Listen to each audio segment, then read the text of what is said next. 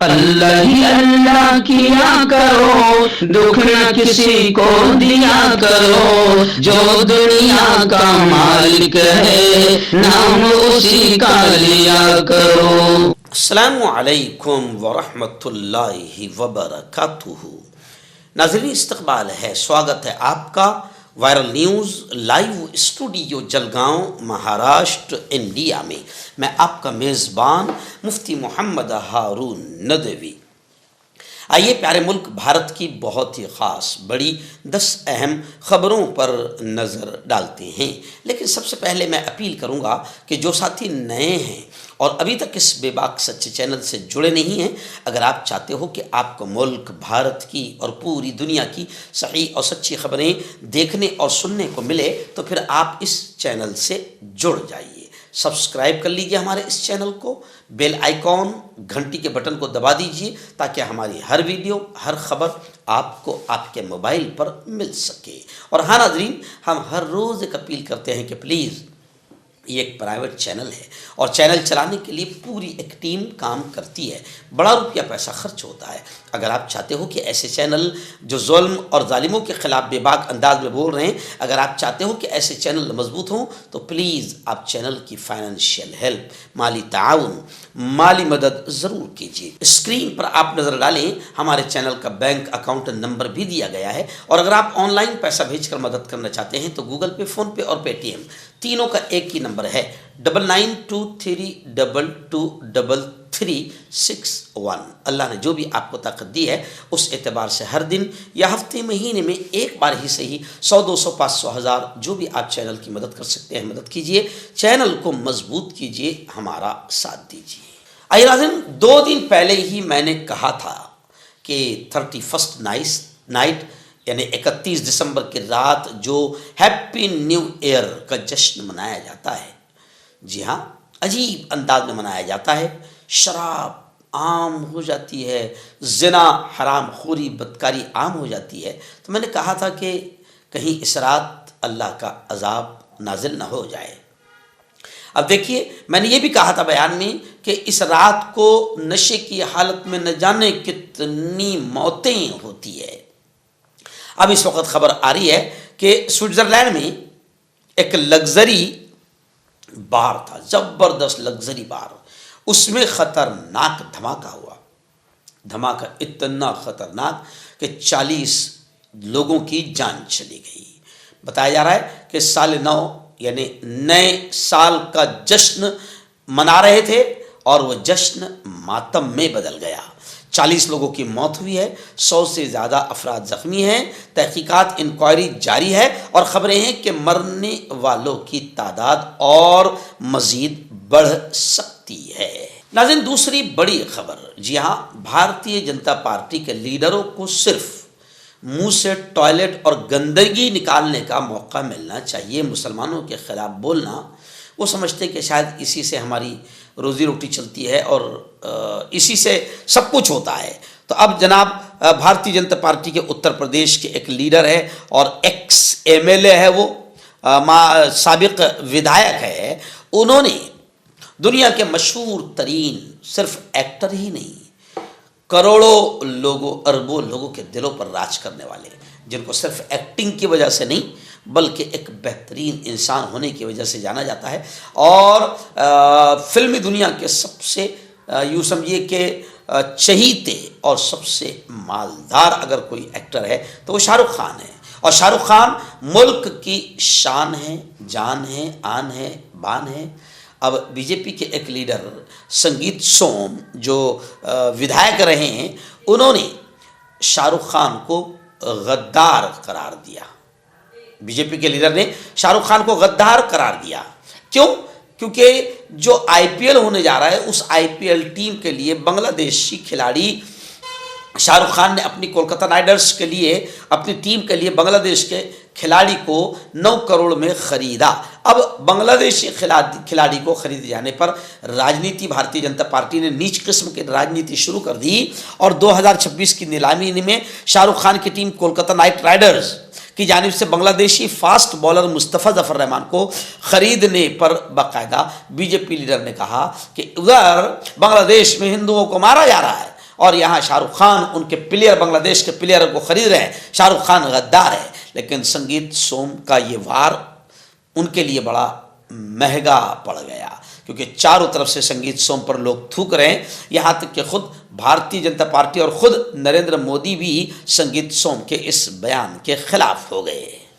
नाज़रीन, बड़ी खबर आ रही है, हालांकि ये इंटरनेशनल न्यूज़ है, लेकिन इसका ताल्लुक मेरे अपने प्यारे देश से भी है, क्योंकि ये शख्स ज़हरान ममदानी जो न्यूयॉर्क का पहला महापौर और नगर अध्यक्ष बना है, ये मेरे इंडिया का है, मेरे भारत का है। जी हाँ, इस शख्स ने ज़हरान ममदानी को गुज़िश्ता कल न्यूयॉर्क के पहले मुस्लिम मेयर के तौर पर उन्हें हलफ उठाना पड़ा, शपथ ली जाती है। तो अब ज़हरान ममदानी ने कुरान पर हाथ रखकर हलफ लिया, शपथ लिया, कसम खाई। और कुरान पर हलफ उठाने वाले, कुरान पर हाथ रखकर अमेरिका में हलफ उठाने वाले ज़हरान ममदानी न्यूयॉर्क के पहले मुस्लिम मेयर बन गए। अब आइंदा कल, यानी यूँ समझिए कि वहाँ जो सिटी हॉल है उसके बाहर एक दूसरी हलफ बर्दारी की तकरीब होगी, एक प्रोग्राम होगा। इस प्रोग्राम में यानी अवामी तकरीब होगी। बताया जा रहा है कि सिटी हॉल की तकरीब के दौरान 7 ब्लॉक्स पर इनॉग्रेशन ब्लॉक पार्टी का एहतमाम किया गया है, जिसमें तकरीबन 40,000 अफराद शरीक होने वाले हैं। पार्टी के प्रोग्रेसिव विंग के 2 नुमाया रहनुमा जिन्होंने ममदानी को मेयर बनाने में अहम किरदार अदा किया, वो भी उसमें हिस्सा लेंगे। लेकिन ये खबर यकीनन बहुत बड़ी है कि अमेरिका में न्यूयॉर्क का पहला मुस्लिम मेयर बना ज़हरान ममदानी, जिसने बाकायदा कुरान पर हाथ रखकर हलफ लिया, शपथ लिया। बहुत बहुत मुबारकबाद ज़हरान ममदानी को। नाज़रीन, हिमाचल प्रदेश से एक बड़ी खबर आ रही। जी हाँ, हिमाचल प्रदेश के नालागढ़ पुलिस स्टेशन के करीब ज़ोरदार धमाका हुआ। पूरा इलाका फिलहाल सील कर दिया गया है। ये धमाका इतना ख़तरनाक था कि 400 मीटर तक इसकी आवाज़ गई। खैर अल्हम्दुलिल्लाह कोई जानी नुकसान नहीं हुआ है। फॉरेंसिक टीम इस वक्त सरगर्म हो गई है, सीसीटीवी खंगाले जा रहे हैं। लेकिन हिमाचल प्रदेश के इस खतरनाक धमाके ने पूरे इलाके में दहशत का माहौल बना दिया। नाज़रीन, बड़ी खबर आ रही है। जी हाँ, रियासत बिहार में आप जानते हैं कि बिहार में नीतीश कुमार ने 10वीं बार वज़ीर आला मुख्यमंत्री का शपथ लिया और ये Guinness book of world record में ये बात आ गई है। नीतीश कुमार ने 10वीं बार वज़ीर आला का हलफ लिया। और नीतीश कुमार के बारे में आप जानते हैं कि इनको चाचा पलटू राम के नाम से जाना जाता है। ये कब पलट जाएंगे, कब अपनी बातों से मुकर जाएंगे और कब किसको धोखा दे देंगे और कब किसकी गोद में जाकर बैठ जाएंगे, कोई भरोसा नहीं है। खैर, बिहार में जो इलेक्शन हुआ उसमें आप ये भी जानते हैं कि नीतीश कुमार को और भारतीय जनता पार्टी को जिताने में कुछ मुस्लिम पार्टियों का बड़ा हाथ रहा है। मीडिया पूरी दलाल है। मीडिया, गोदी मीडिया तो आप जानते हैं कि सत्ता की बिकी हुई है। अब मीडिया क्या बताती है, मुसलमान जो बेचारे जैसे हमारे जलगांव में रहते हैं या आसपास कहीं भी रहते हैं जिनको पूरी हकीकत नहीं मालूम, तो उनको क्या बताती मीडिया, 5 मुसलमान जीत गए, बड़ी बात है। लेकिन मीडिया ये नहीं बताती है कि इस मुस्लिम पार्टी ने कितने मुसलमानों को हराया है। जहां 21 मुसलमान एमएलए बनते थे और विधानसभा में जाते थे, वहां अब इनकी बरकत की वजह से, इनकी वजह से जो पार्टी हैदराबाद से उठकर वहां गई थी, अब सिर्फ 9 एमएलए रह गए हैं मुसलमानों के। मुसलमानों को सियासत की नज़ाकत और बारीकियाँ मालूम नहीं होती है, जज्बाती कौम में बस अल्लाह ही रहम करे। तो अब जनाब बिहार में इन्होंने ये गुल खिलाया और जहाँ जहाँ ये जा रहे हैं वहाँ पर बीजेपी को कड़ी बड़े भारी वोटों से जीत मिल रही है। इसलिए बीजेपी हर जगह बाकायदा मुस्लिम पार्टियों को पहुंचा रही है और मुस्लिम कैंडिडेट्स जगह जगह ज़्यादा तादाद में, बीजेपी सिर्फ एमआईएम नहीं, बीजेपी अपक्ष उम्मीदवार भी ज़्यादा खड़ा करती है ताकि वोट मुसलमानों का तकसीम हो। और बीजेपी का मुकाबला डायरेक्ट कांग्रेस से, क्योंकि बीजेपी के सामने दुश्मन कोई नहीं है, सिर्फ कांग्रेस। तो बीजेपी को जहां मालूम है मुस्लिम मोहल्लों में कि यहाँ मुसलमान वोट हमको मिलने नहीं वाला है, तो बीजेपी कहते ठीक है ना, हमको ना मिले लेकिन कांग्रेस को ना जाए। इसलिए बीजेपी खुद एमआईएम समेत कई 4-5 उम्मीदवारों को अलग से पैसा देकर खड़ा करती है। तो खैर, बिहार के बाद अब नीतीश कुमार की नज़र मगरबी बंगाल में है, क्योंकि मगरबी बंगाल में एमआईएम को लोगों ने ठुकरा दिया था और एक वोट भी नहीं दिया था। तो अब नीतीश कुमार बंगाल में जाएंगे। खबर है कि उनकी नज़र वहाँ पर मगरबी बंगाल के इंतखाबात पर है। जेडीयू को कौमी पार्टी बनाने की कोशिश भी शुरू है। बीजेपी से एनडीए के तहत इत्तेहाद की कोशिश भी है। इसलिए मैं कहता हूँ कि बिहार में या कहीं पर भी नीतीश कुमार और बीजेपी एक, और महाराष्ट्र में शिवसेना शिंदे और घड़ी राष्ट्रवादी, ये तीनों महाराष्ट्र में बीजेपी एक है। इसलिए कई लोग बीजेपी ने देखा कि जहां पर मुसलमान वोट हमको नहीं देंगे, वहां सेकुलर बनाकर अजीत दादा पवार को यानी घड़ी राष्ट्रवादी को घुसाया जा रहा है। लेकिन मेरी सभाओं ने पिछले इलेक्शन में घड़ी का माहौल पूरा बिगाड़ दिया। जगह जगह अजीत पवार जैसे हमारे भुसावल है पूरे के पूरे हार गए, लाखों रुपया खर्चा करके, क्योंकि मैंने मुसलमानों को यह समझाया कि अजीत दादा पवार हमारा नहीं है, सेकुलर नहीं है। जब तक कि अजीत दादा पवार मोदी को, अमित शाह को और बीजेपी को लात मार कर नहीं आता, तब तक के वह हमारा नहीं है। तो कई जगह मैं समझाने में कामयाब हो गया। अब इंशाअल्लाह जलगांव में भी ये कोशिश की जाएगी। नाज़रीन, इस वक्त पड़ोसी मुल्क बांग्लादेश की बड़ी खबर आ रही है। आप जानते हैं कि बांग्लादेश में गुज़िश्ता कुछ दिनों से खबरें आ रही है कि वहाँ हमारी हिंदू भाइयों की जो माइनॉरिटी है, मतलब वहाँ पर माइनॉरिटी में अल्पसंख्यक में अक़लियत में, वहाँ पर बांग्लादेश में हिंदू अक़लियत पर पुरतशद्दुद हमलों का सिलसिला जारी है। 2 हफ्तों में ये हिंदू भाइयों पर बांग्लादेश में चौथा हमला बताया जा रहा है। बांग्लादेश के शरीयतपुर जिला में 31 दिसंबर को एक 50 साल के हिंदू शख्स को आग लगा दी गई, जो पड़ोसी मुल्क में 2 हफ्तों में अक़लियत पर होने वाला चौथा हमला है। मैं आपको क्लियर तौर से कह दूं कि मैं कुरान और हदीस की रोशनी में एक मुसलमान होने के नाते बांग्लादेश में होने वाले हिंदुओं पर हमले को इंतहाई घटिया और नीच किस्म की हरकत मैं कह रहा हूँ। वजह उसकी यह है क्योंकि इस्लाम, कुरान, शरीयत किसी भी बेगुनाह को मारने की, जलाने की और उसके कत्ल की इजाज़त नहीं देती है। अगर कोई बांग्लादेश में मुसलमान किसी हिंदू भाई को मार रहा होगा तो वो जहन्नमी है, वो दोज़खी है। हम उसकी निंदा करते हैं इस अमल की जो हिंदुओं के साथ में हो रहा है। और गुज़िश्ता कल बाकायदा हमारे कायद और हमारे रहनुमा जमीयत उलमा के राष्ट्रीय अध्यक्ष मौलाना अरशद मदनी ने भी बाकायदा बांग्लादेश में हिंदुओं पर होने वाले हमलों की मजम्मत की है। मौलाना अरशद मदनी ने निंदा की है और कहा है कि ये मुसलमानों का अमल नहीं, ये इस्लाम का अमल नहीं, ये शरीयत का अमल नहीं है। शरीयत, कुरान और इस्लाम जो है वो तो हर शख्स की इज्जत व एहतराम का हुक्म देती है और किसी बेकसूर को मारने की इस्लाम और कुरान और शरीयत इजाज़त नहीं देती।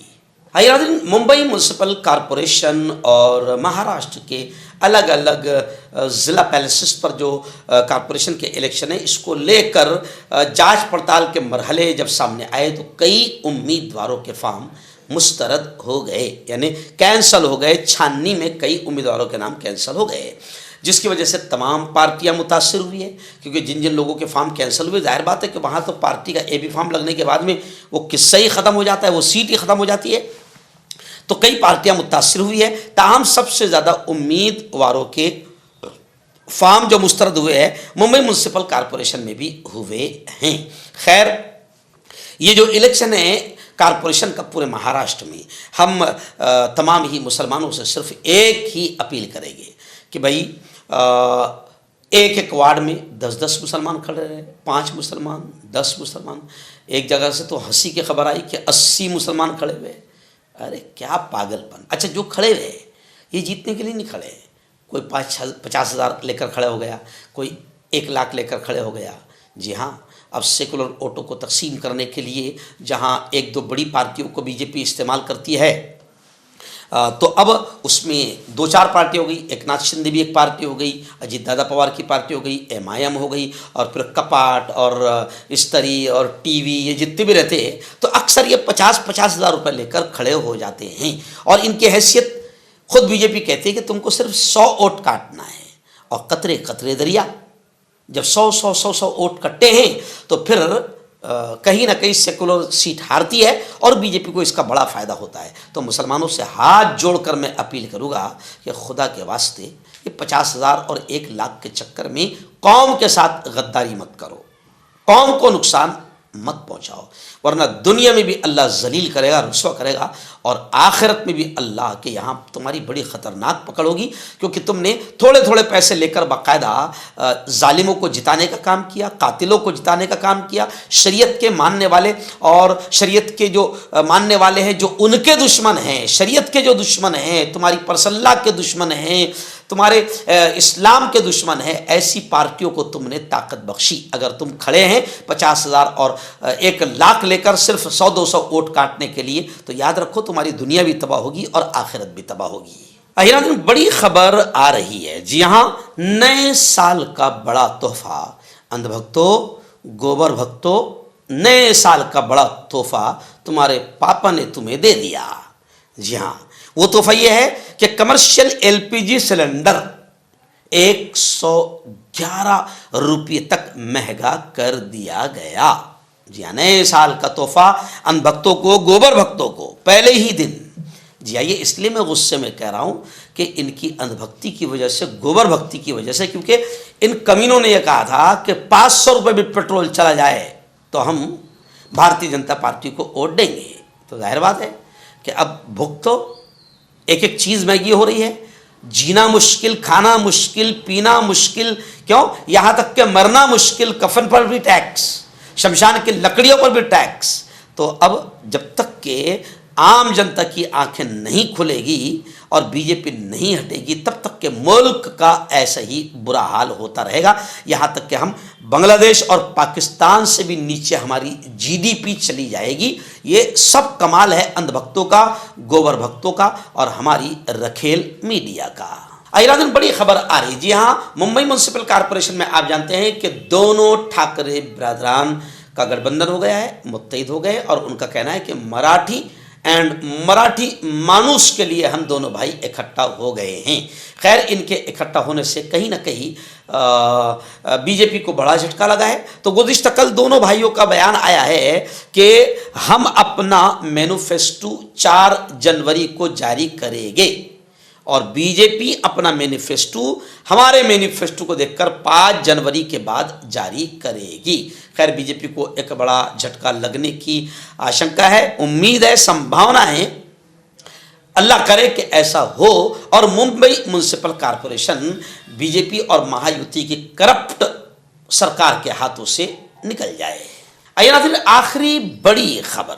जी हाँ, आप जानते हैं कि बीजेपी के आने के बाद 2014 जब से शुरू हुआ, मुल्क में दंगे फसाद का माहौल तो बना, नफरतों का जहर तो घोला गया। अब दाढ़ी टोपी देखकर भी मारा जा रहा है। तो अब मॉब लिंचिंग का जो वाकया अभी आज से 5 दिन पहले हुआ, इस पर राहुल गांधी ने खुलकर कहा कि ये नफरत रातों रात नहीं फैली, बल्कि 10 साल की मेहनत है जो बीजेपी आरएसएस ने नफरत फैलाने के लिए की है। उसी नफरत का नतीजा है कि अब मुल्क में किसी की भी मॉब लिंचिंग कभी भी हो जाती है। और ये तो हुआ, लेकिन पेपर लीक के मामले भी इन 10 सालों में बहुत ज़्यादा बढ़े हैं। स्टूडेंट्स, छात्र छात्राएं, तलबा परेशान हैं, और जब वो इंसाफ मांगने जाते हैं तो भारतीय जनता पार्टी की सरकार पढ़ने वाले बच्चे बच्चियों पर लाठियां बरसाती है, क्योंकि पेपर लीक होने की वजह से बच्चों की जिंदगियां तबाह होती है। जो बच्चे तैयारियां कर लेते हैं, वो बच्चों की तैयारियां पूरी तरीके से मूड ख़त्म हो जाता है और बड़ी मेहनतों से वो तैयारी करते हैं, और जब पेपर लीक होने की खबर आती है और पेपर कैंसल हो जाता है तो इन बच्चों की जिंदगियां तबाह हो जाती है। तो ये बेशरम और बेगैरत सरकार जो है, जब बच्चे तलबा पढ़ने वाले इंसाफ मांगने जाते हैं तो इन पर लाठियां चलाई जाती है। इसलिए पढ़ने लिखने वाले तलबा और युवाओं ने भी सोच लिया, मजदूरों ने भी सोच लिया कि भारतीय जनता पार्टी को साफ करना और मुल्क को भारतीय जनता पार्टी की नफरतों से मुक्ति दिलाना, आज़ादी दिलाना, अब देश की ये बड़ी आज़ादी होगी। मर्दाना ताकत हासिल करे 72 घंटों के अंदर, वो भी जड़ी बूटियों द्वारा। हकीम याकूब खान से कांटेक्ट करें, जो कि 75 सालों से हिकमत कर रहे हैं। इसके अलावा जोड़ों में दर्द, गुर्दों में पथरी, शुगर, खुजली, लीकोरिया का गारंटी से इलाज किया जाता है। अभी कांटेक्ट। हकीम फरीद, पुरानी से पुरानी बीमारी का जड़ से इलाज, वो भी 72 घंटे के अंदर। जैसे जोड़ों का दर्द, कमर दर्द, मर्दाना ताकत, लिकोरिया, शुगर कितनी ही बड़ी हुई हो 3 दिन में नॉर्मल। इसके अलावा बवासीर, खूनी हो या मस्से वाली, बालों का झड़ना, बालों में कीड़ा लगना, खुजली, तिल, मस्से, आंखों के ऊपर की चर्बी, वजन कम करना, वजन बढ़ाना, अभी कांटेक्ट। डॉक्टर अली जो कि एक सेक्सोलॉजिस्ट बीओएमएस डॉक्टर हैं, सेक्स की सभी समस्या के लिए संपर्क करें। इसके अलावा नसों का दर्द, जोड़ों का दर्द, गठिया वाई का पक्का इलाज किया जाता है। बवासीर खूनी हो या मस्से वाली हो, जड़ से खत्म हो जाती है। शुगर बिना परहेज, बिना अंग्रेजी दवाइयों के गारंटी के साथ बिल्कुल खत्म हो जाता है। धात रोग या नाइटफॉल, इसके लिए भी आप हमें कांटेक्ट